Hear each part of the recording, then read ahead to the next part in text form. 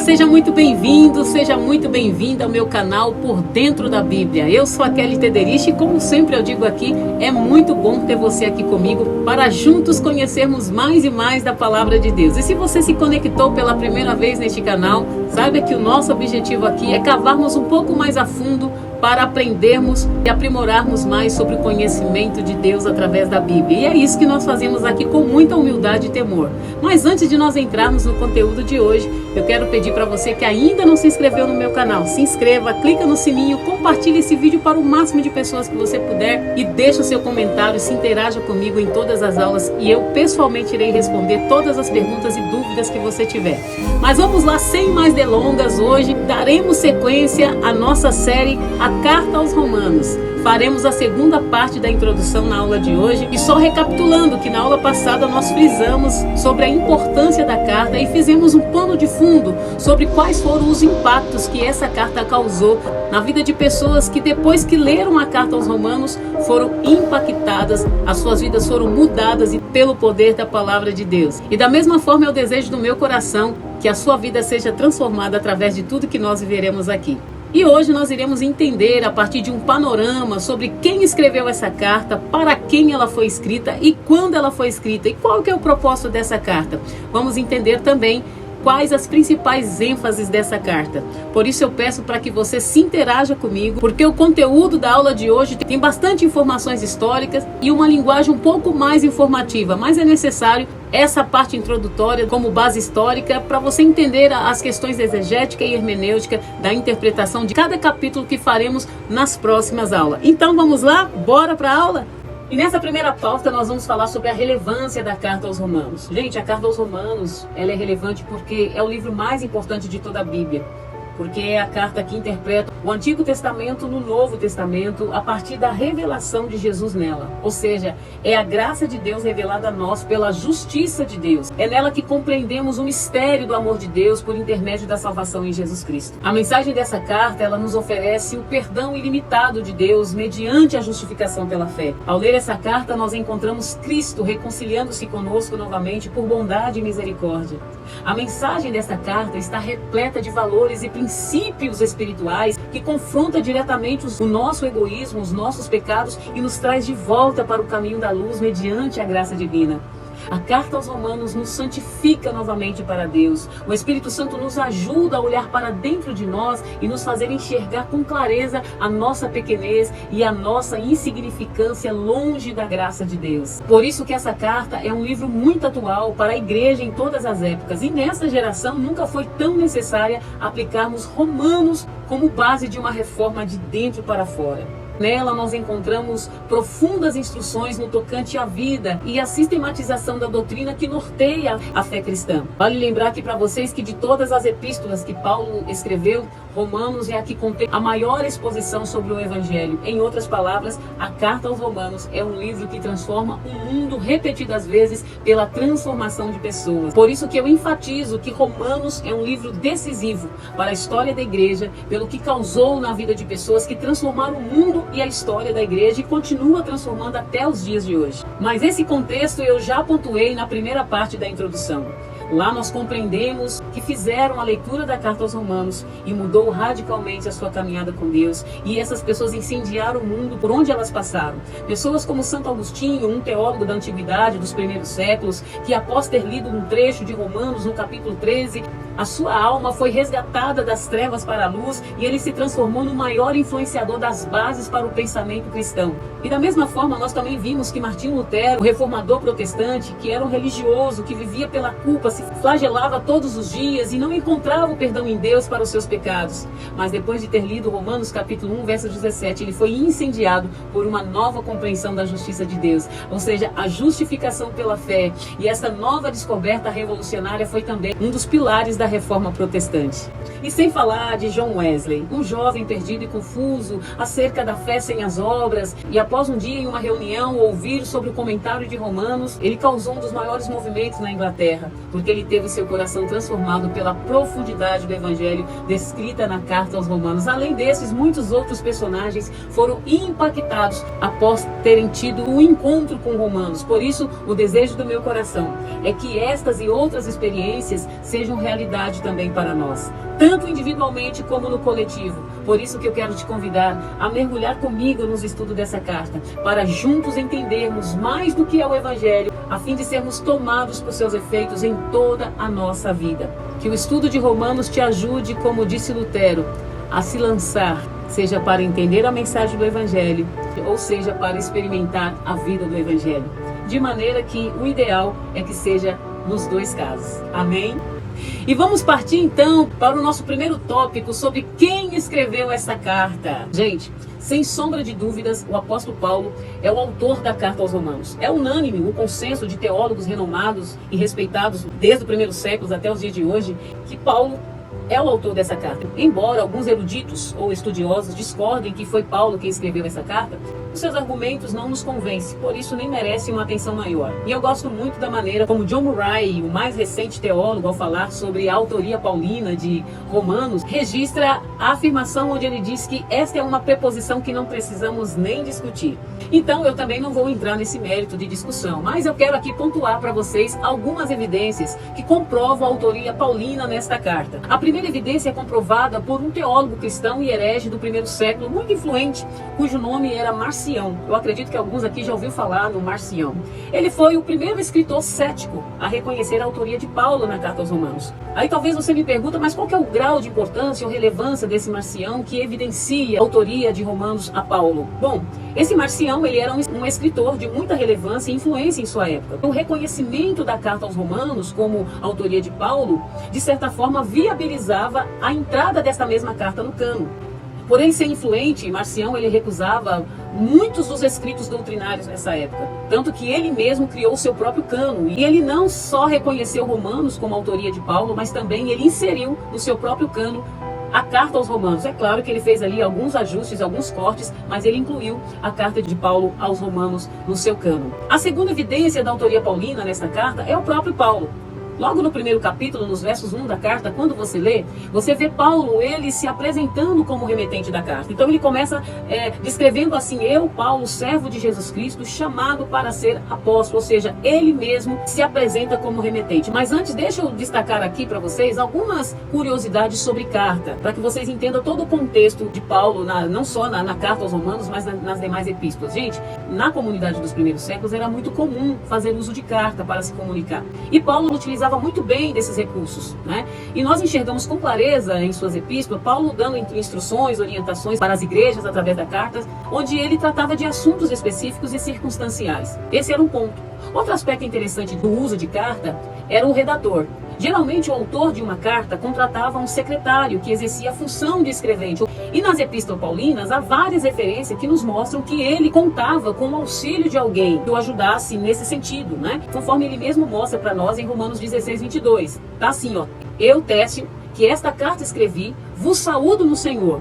Técio foi esse secretário que auxiliou Paulo, tomando nota do que era ditado por ele. Então, nessa carta fica evidente que o papel de Técio foi apenas como escrevente e não como coautor.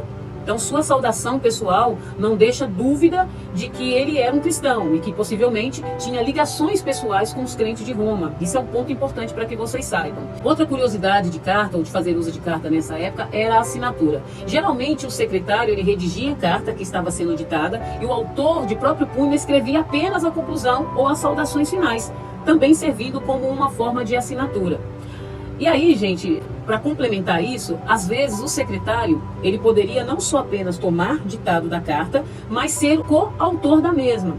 E então, aí trazendo agora sobre Paulo, conforme percebemos, era um costume do apóstolo Paulo escrever com a própria mão a saudação final e, em alguns casos, umas poucas palavras na conclusão da carta. E isso fica evidente, principalmente no versículo citado de 2 Tessalonicenses 3,17, por exemplo, onde ele deixa bem claro que o sinal de autenticidade em suas cartas é a sua escrita de próprio punho na saudação final. E tem muitas outras citações, além dessa de 1 Tessalonicenses. E essa questão também tem levado a muitas especulações com relação ao apontamento de Tessalonicenses sobre o motivo pelo qual o apóstolo Paulo tinha esse costume. Não se sabe o motivo, não existe nenhuma afirmação comprovada sobre o motivo que Paulo tinha esse hábito. Mas nessa carta aos Romanos, para nós aqui fica evidente que o papel de Tércio foi apenas o de escrevente, não participando em momento algum como coautor, ok, gente? Isso é muito importante.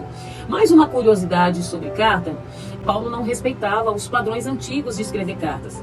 Paulo tinha um jeito muito pessoal e relacional nas cartas, desde a introdução, a parte de conteúdo, o início e a finalização delas. Paulo, ele saía totalmente das regras. E na carta aos Romanos fica evidente a sua autoria, porque na carta, desde o início, meio e fim, identificamos algumas particularidades que somente encontramos nas epístolas paulinas. Eu vou dar um exemplo para vocês. No início da carta, Paulo se apresenta como remetente da carta. E no corpo da carta, nós vamos identificar inúmeras referências que indicam que o autor da carta é Paulo, um judeu. Por exemplo, Romanos 11:1, digo, pois, porventura rejeitou Deus o seu povo? De modo nenhum, porque também eu sou israelita da descendência de Abraão, da tribo de Benjamim. Paulo aqui está se apresentando como, primeiro Paulo, servo de Jesus Cristo, agora no capítulo 11:1, ele está dizendo que ele é judeu da tribo de Benjamim. E ainda mais, no corpo da carta, Paulo se apresenta como missionário viajante na cidade de Corinto, conforme Romanos 16:23, onde ele diz: o meu hospedeiro Gaio, em casa de quem a igreja daqui se reúne, manda saudações a vocês. Erasto, tesoureiro da cidade, e o nosso irmão Quarto também mandam saudações. Mais uma referência à afirmação de Priscila e Áquila como companheiros, também no corpo da carta. 16:3 de Romanos. Saúdem a Priscila e Áquila, meus colaboradores em Jesus Cristo. Uma outra referência também, para não sairmos aqui do ritmo, dentro do corpo da carta. Sua menção como apóstolo aos gentios está lá em Romanos 15:16. Que seja o ministério de Jesus Cristo para os gentios, ministrando o evangelho de Deus, para que seja agradável a oferta dos gentios, santificada pelo Espírito Santo. Então, gente, estas e outras referências de carta e citações nessa carta aos Romanos comprovam que Paulo, de fato, é o autor dessa carta. Agora nós vamos falar de uma terceira evidência da autoria paulina na carta aos Romanos. A terceira evidência, gente, eu creio que é a mais conhecida de todos aqui, ou por todos vocês, ou quase todos vocês, é sobre os pais da igreja. Os pais da igreja, para quem não sabe, eles foram alguns cristãos apostólicos que escreveram e exerceram liderança na igreja nos primeiros períodos da história da igreja. E eles ficaram conhecidos como a patrística. Então, os pais da igreja, ou a famosa patrística, eles também autenticaram, ou seja, reconheceram a carta aos Romanos como sendo de autoria de Paulo. Os pais, eles eram escritores, eles eram influentes, apologistas ou apologetas, eles defendiam a doutrina dos apóstolos e eles foram fundamentais na defesa e inclusão do cano da carta aos Romanos. Até para que vocês possam se familiarizar aqui, alguns pais mais conhecidos aí na história são Eusébio, Irineu, Orígenes, Tertuliano e Clemente. Então eles dão pleno testemunho da autoria paulina de Romanos, ok? Agora, quando essa carta foi escrita? Em que período, em que época?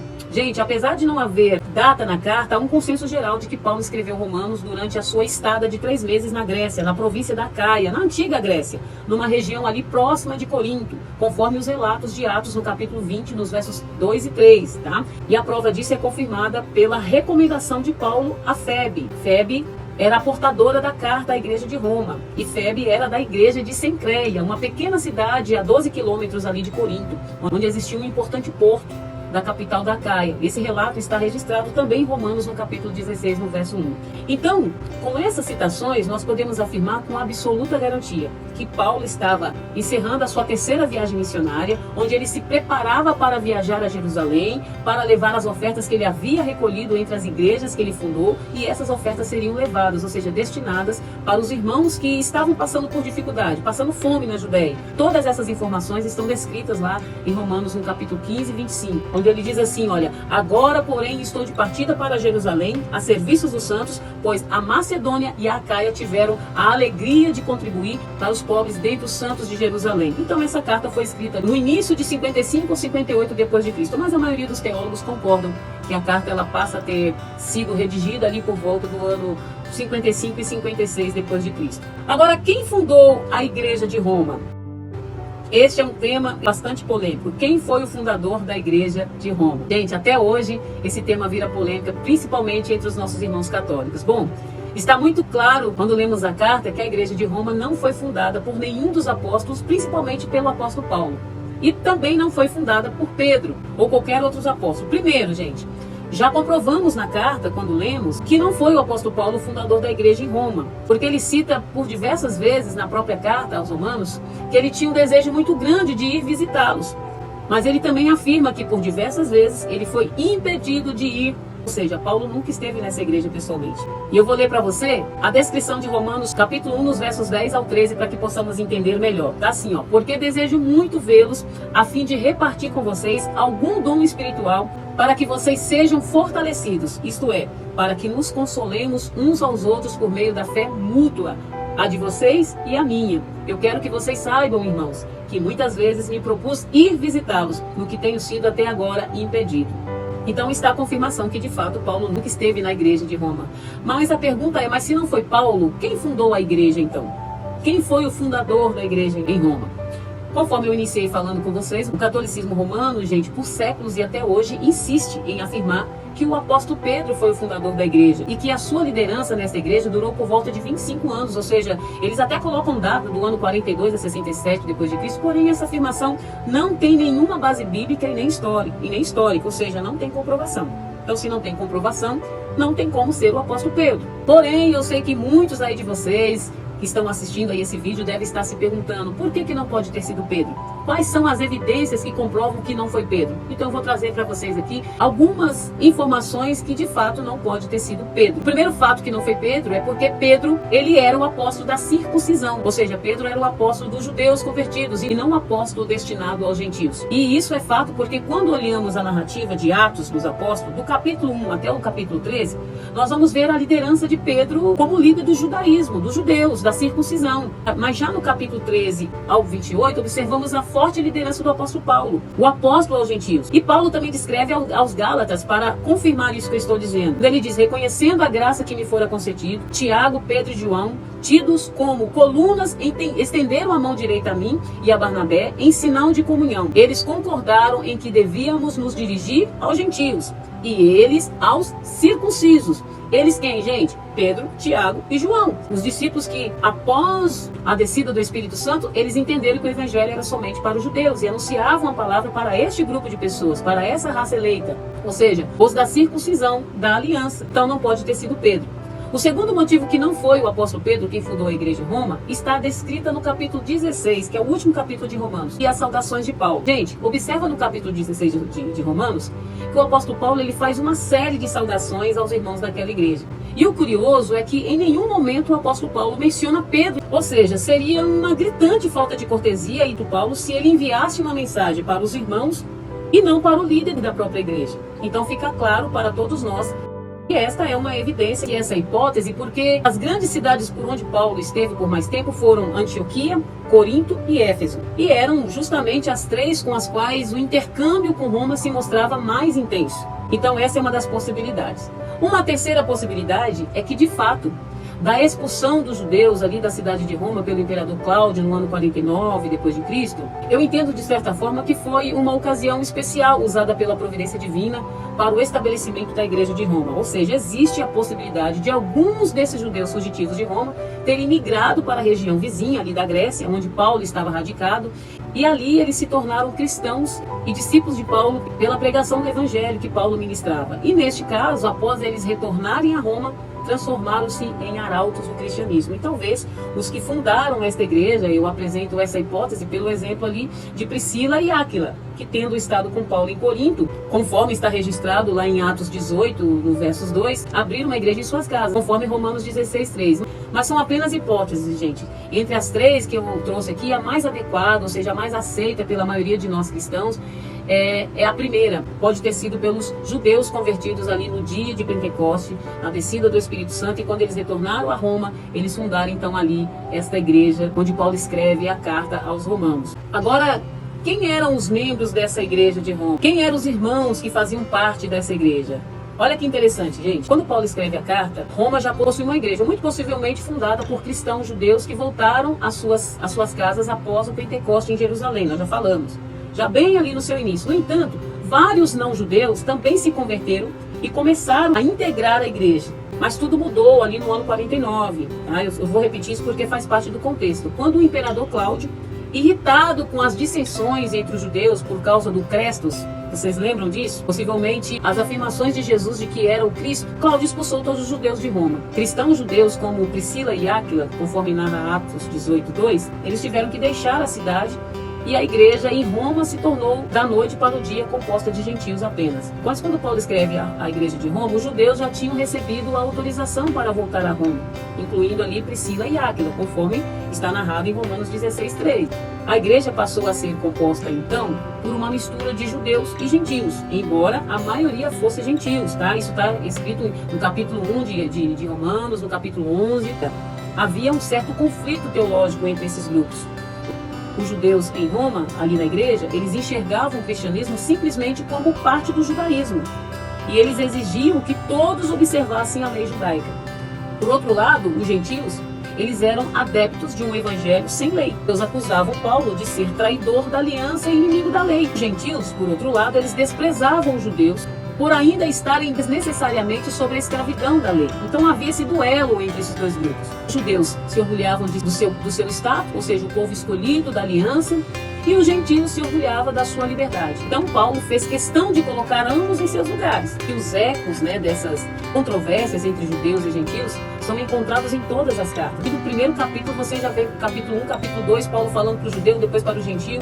E Paulo está sempre escrevendo no espírito de pacificar a situação, preservando a verdade do evangelho, até porque o próprio Paulo tinha um pé de cada lado, sendo judeu, chamado para ser apóstolo dos gentios, então ele tinha uma posição como agente de reconciliação dos dois grupos. Então Paulo vai usar esta carta para fazer uma exposição completa e nova do evangelho, que não comprometeria as verdades reveladas do evangelho, e ao mesmo tempo Paulo estava resolvendo conflitos entre judeus e gentios sobre a aliança e a lei, promovendo assim a unidade da igreja. Isso que a carta ela é direcionada tanto a judeu como aos gentios. Já nos 2 primeiros capítulos nós vamos observar a abordagem de Paulo. Agora, gente, qual que é o propósito dessa carta?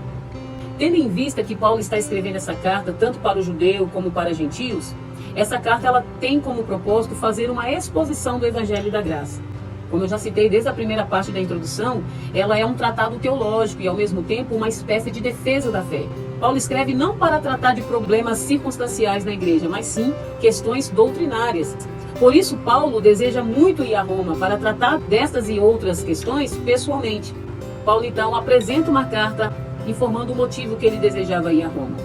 Então, Paulo vai nos apresentar aqui hoje, através dessa carta, pelo menos 4 propósitos de ir a Roma. Ir à igreja, de conhecer os irmãos, de estar lá pessoalmente. Em primeiro lugar, Paulo, ele escreve essa carta com o propósito de pedir oração da igreja em seu favor.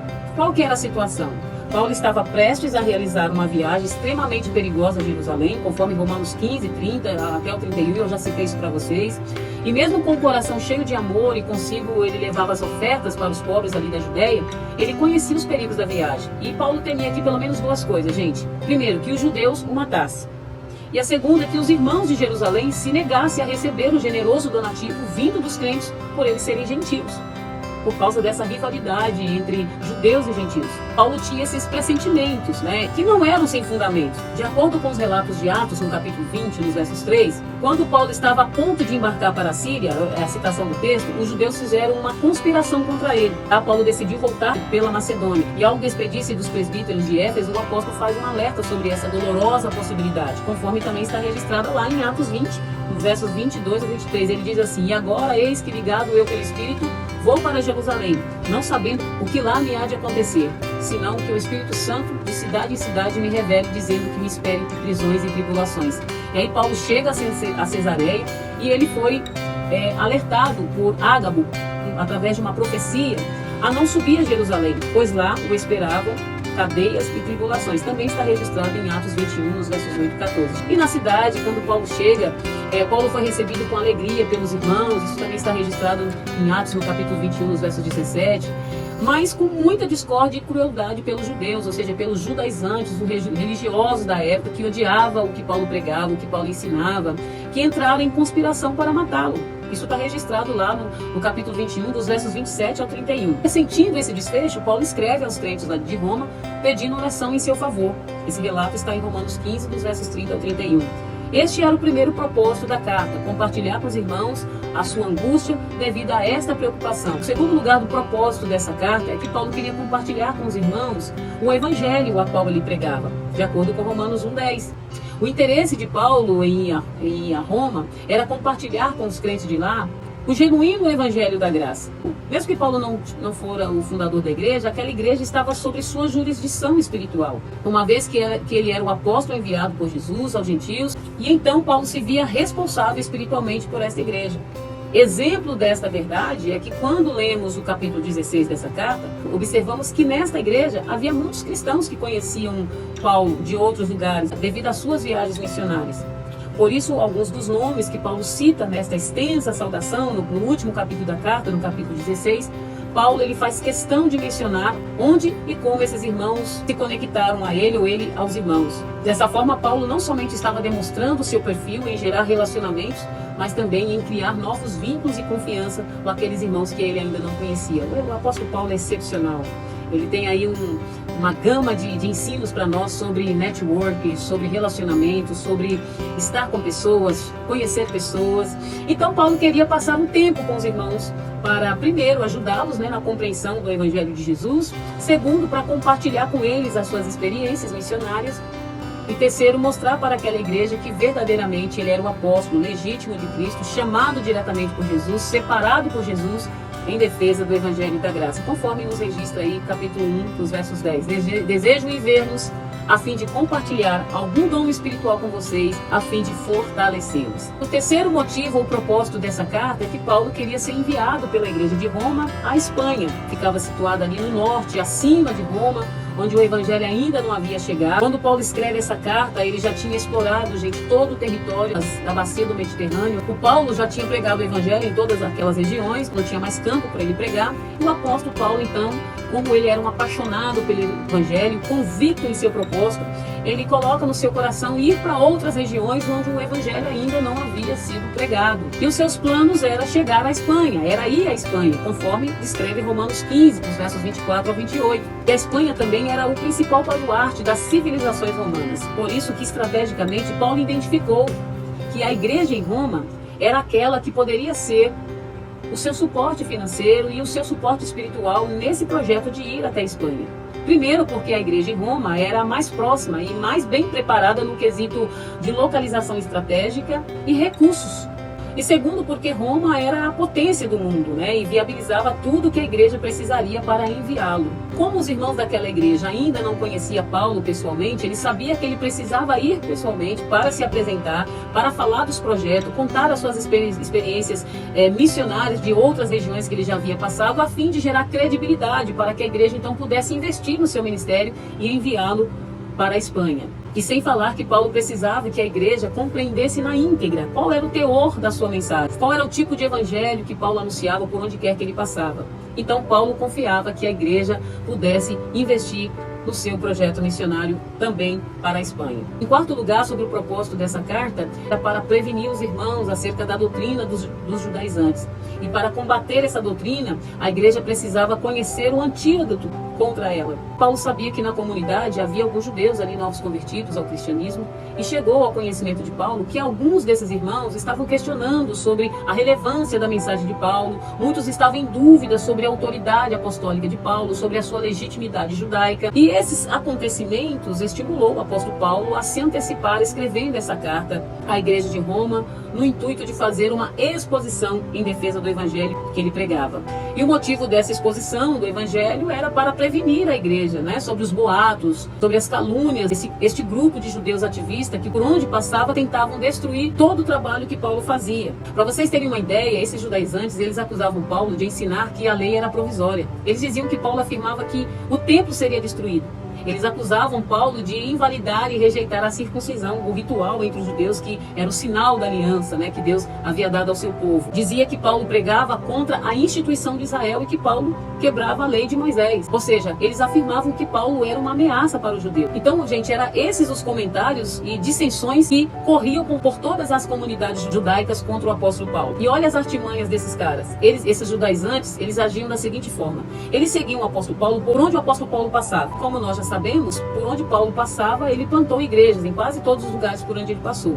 E esses judeus, eles ficavam na espreita. Eles esperavam Paulo ir embora daquelas igrejas, e quando Paulo virava as costas, esses judaizantes ativistas, eles entravam nessas igrejas e perturbavam os irmãos, principalmente os novos convertidos, os gentios, perturbavam com mentiras e calúnias contra o apóstolo Paulo e contra o conteúdo, né, os conteúdos das pregações de Paulo. Então esses judaizantes eram um grande tormento na vida do apóstolo. E Paulo batia de frente contra a doutrina deles e os combatia com o evangelho de Cristo. E eles diziam que o evangelho que Paulo pregava era incompleto, porque eles falavam que realmente o que Paulo fala sobre a salvação é verdade. A salvação é mesmo por meio de Jesus Cristo, mas Paulo não ensinou toda a verdade. O Paulo não pregou o resto, porque o resto da mensagem, eles diziam que Paulo não falava que também eles deveriam guardar as leis, que eles tinham que guardar o calendário judaico e todas as outras prescrições que Moisés havia feito, todos os rituais. E outras acusações deles contra o apóstolo Paulo era que o apóstolo não era uma pessoa autorizada por Jesus, porque ele não era um dos 12, ele veio depois. Então ele não era autêntico, ou seja, Paulo era um apóstolo genérico. Não era original, ou seja, ele não fazia parte do grupo dos verdadeiros apóstolos, mas ele era um subapóstolo. Por isso dizia que Paulo, nas suas pregações, não merecia credibilidade, que a mensagem dele era inadequada. E Paulo sabia que na hora que ele aparecesse lá na igreja de Roma, esse tipo de questionamento haveria de se levantar. Por isso que o que Paulo faz nessa carta é uma exposição do evangelho que ele prega, já respondendo a esse tipo de questionamento que ele sabia que assim que ele chegasse em Roma, os irmãos iriam fazer. E é nítido, gente, essa defesa à fé cristã contra o judaísmo, onde Paulo trata disso em quase todas as suas epístolas. Um exemplo que fica muito claro está exposto lá no capítulo 2 da epístola aos Gálatas, em que Paulo teve que bater de frente com Pedro para ele resistir à interpretação do judaísmo na má interpretação do evangelho. E sobre essa questão, Pedro estava começando a se desviar nesse ponto, ele temia o judaísmo. E quem pode dizer o que aconteceria, gente, com a igreja cristã se o apóstolo Paulo não fosse capaz de resistir aos conceitos judaizantes e fazer frente a ela, colocando sempre em foco o verdadeiro entendimento do evangelho de Jesus? Agora eu vou trazer para vocês aqui um pouco do contexto histórico da cidade de Roma, só para nós nos atualizarmos aqui, para ficar mais claro para vocês. Rômulo e Remo foram esses dois aí que fundaram a cidade de Roma, Rômulo e Remo, por isso romanos. Às margens ali do rio Tigre, por volta do ano 754 a.C., Roma começou como um reino, depois se converteu em república. Aí no tempo de Jesus, só para vocês entenderem, é provável que habitava em torno de 100 milhões de pessoas no centro romano. Poucos impérios em qualquer época da história mundial tiveram tanta relevância como Roma no quesito de tamanho, poder e esplendor. Alguns historiadores dizem que quando Paulo escreveu a carta aos romanos, Roma deveria ter aproximadamente de 1 milhão ou 1,5 milhão de habitantes, tá? Dos quais 40 mil eram só de judeus. Então a cidade, gente, era cosmopolita, ou seja, abrigava pessoas de todas as regiões do mundo. A cidade era construída sobre as 7 colinas, tinha papel estratégico na proclamação do evangelho. Roma era o centro do mundo ocidental e para ela convergia todos os caminhos. Por isso, conquistar o mundo para Cristo era o sonho do apóstolo Paulo, e Roma era o local estratégico. E como Paulo era um missionário, gente, estrategicamente falando, conforme nos relata, né, o livro de Atos e as próprias cartas dele, Paulo permanecia nas vias de maior trânsito e passava nas proximidades das aldeias, até que às vezes, após centenas de quilômetros, ele chegava de novo à cidade maior e mais próxima. Era a estratégia de Paulo que Paulo tinha de implantar igreja nos principais centros de cada cidade.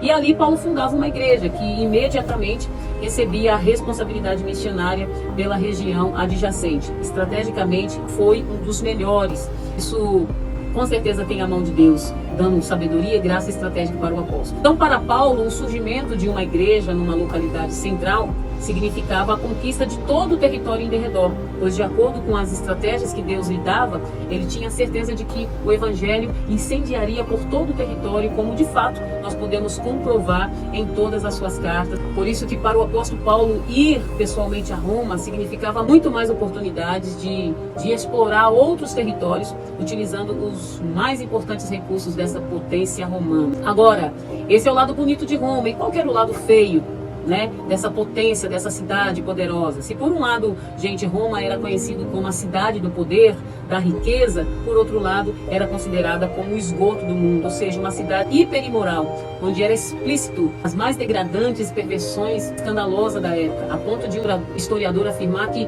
de todos os imperadores de Roma, somente Cláudio não era homossexual, mas a esposa era meretriz.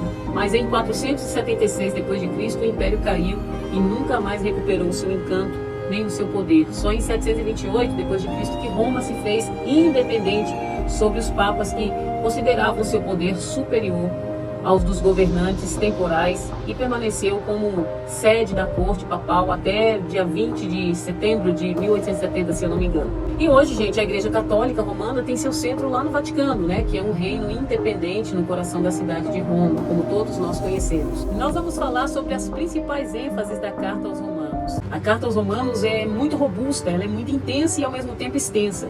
E a minha pretensão aqui não é esgotar todos os temas, nem mesmo descobrir todas as suas ênfases. Nós destacaremos aqui apenas alguns dos principais pontos abordados pelo apóstolo Paulo nessa epístola.